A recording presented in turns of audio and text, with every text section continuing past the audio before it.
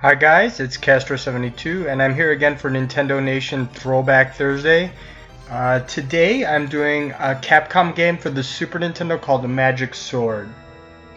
So Magic Sword, fully titled as Magic Sword Heroic Fantasy, is a side-scrolling fantasy arcade game released by Capcom in 1990. The game casts the player as a hero who must fight his way through a mystical tower in order to save the world. The player can use a sword, an axe, or magic, and can also rescue and recruit potential allies of various character classes, each of which has his or her own special abilities. Incidentally, 3 years earlier, Capcom had released a similar game called Black Tiger in 1987. So the plot of Magic Sword is that it takes place in an unnamed world, which is being threatened by the Dark Lord Drocomar, who has control over an evil crystal known as the Black Orb, which would allow him to rule over the world. In order to prevent this from happening, the hero, known as the Brave One, which is this blonde gentleman right here, must scale to the top of a 50-foot tower in which Drocomar resides, known as the Dragon's Keep. At the game's end, when Drocomar is defeated, the player has the option of two endings. Either destroy the Black Orb or take control of it, becoming the new Dark Lord. So, as you can see, the gameplay consists of typical side-scrolling fighting, which has some platforming elements. The player controls only the main character. The accompanying ally is controlled by the computer, who follows the player diligently and only attacks and jumps when the player does. The player is allowed to carry one item that can assist him or the current ally.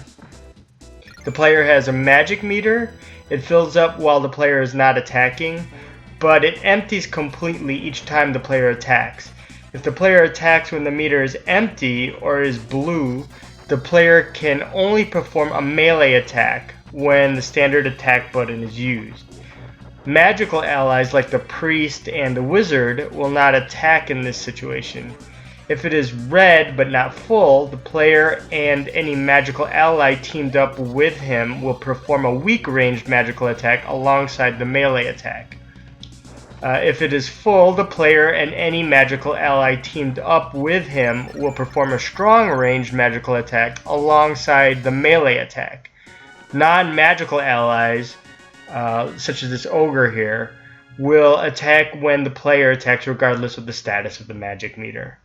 The player's health is displayed as a set of 5 HP bars and a number next to the HP bars that counts the number of sets of 5 full HP bars beyond the ones that are shown on the screen, in case the player has more than 5 full HP bars.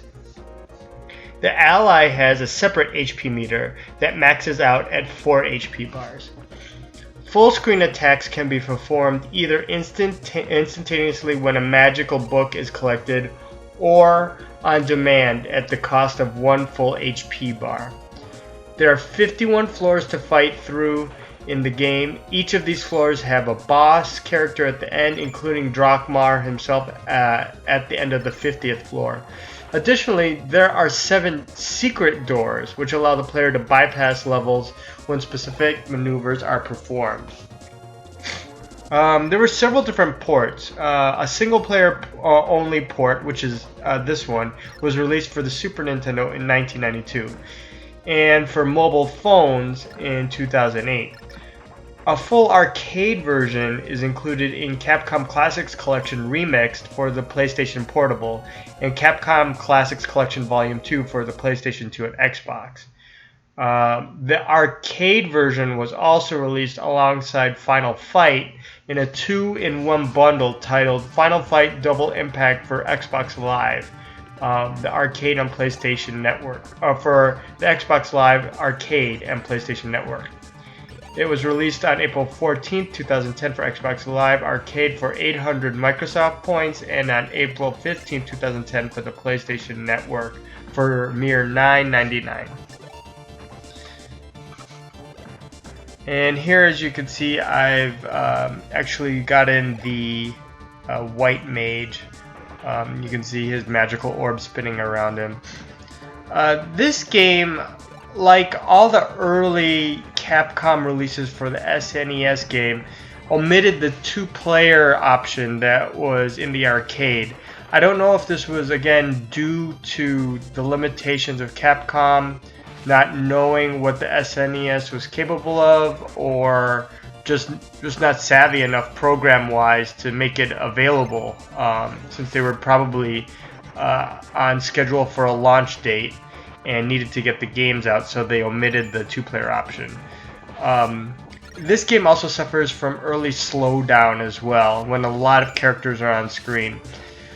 Other Capcom releases which has the slowdown and the omitted two-player version or two-player option was Final Fight, which I had also done a video for, UN Squadron, and Super Buster Brothers, also missing the two-player option. I happen to like these little interludes between levels where you're walking up the stairs.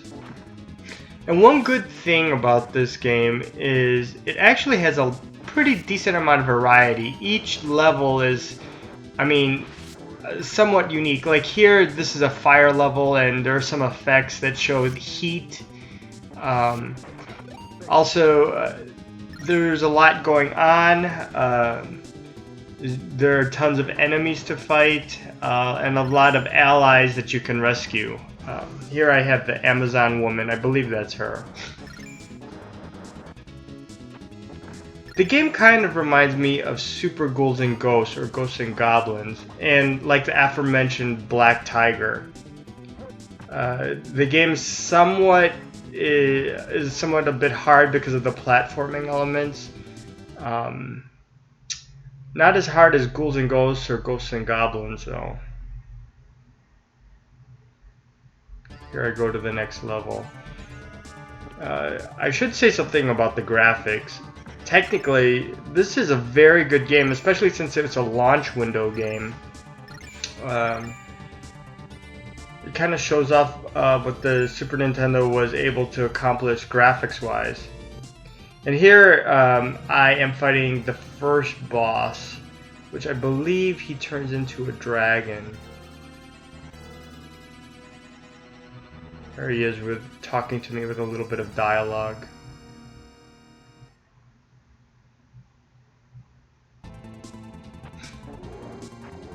It's remarkably very, very close to the arcade. I played the arcade version when I was a kid, and when I saw this version, I thought it was very, very close. And I also purchased the PlayStation version from the Capcom Classics Collection Volume 2. And that is actually a reminder of how close it is. I've played that one and this one, and it's very, very close. Aside from obviously the slowdown and the missing two-player option. Super Nintendo also did a great job with the music. I think it almost surpasses the arcade. It has to do with that Sony sound chip that's proprietary to the SNES hardware. There's a lot of action here to fighting this thing. I think I had to jump from platform to platform, avoiding that laser beam that he shoots down. The main character kind of reminds me of like He-Man or some sort of barbarian type, like Conan. But it's the blonde hair that makes me reminds me of He-Man.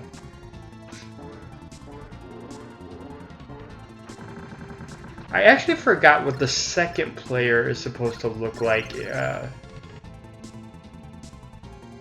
I defeated the dragon. I'm gonna have to go back to the Capcom Classics collection to figure out what he looks like. Because I don't think... I wonder if he's a barbarian as well, I'm not sure. Another little touch Capcom had is, and you probably just saw it right there, whenever you go to unlock a door, the key actually kind of floats around the door and then unlocks it.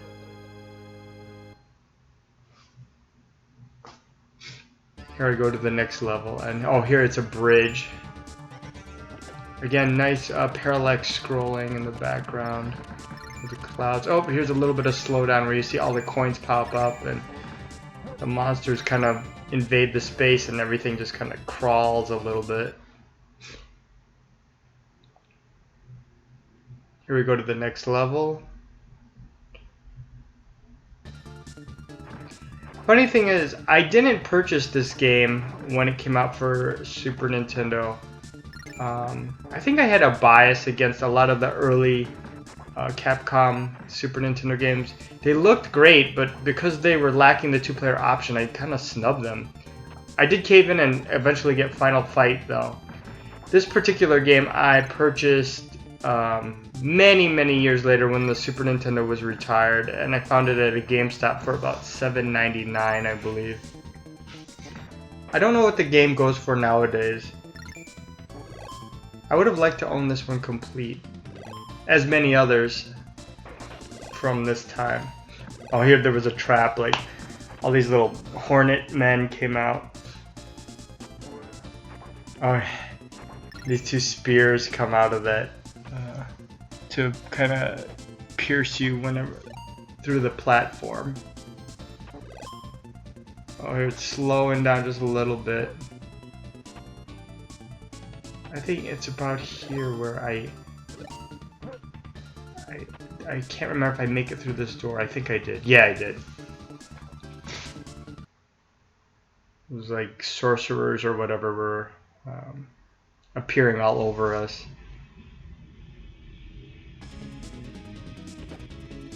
I kind of like having one of the magic users, either the black mage or the white mage with me. I prefer a little bit of magic in the team. I hear more sorcerers. Oh, see, like I said, this is pretty diverse. Like in this level, they've got these magicians that are conjuring. I don't know what they are. Meteorites. Okay, did I make it through here? Oh, that was a trap. Oh no, that killed me. Yeah, I didn't make it through that door. That's what I was wondering. I opened up that chest thinking there was something in there, and then all those rocks fell down on me and killed me. And from here I didn't continue. I think I just let the game end. Well, anyway, guys, that's Magic Sword for the Super Nintendo.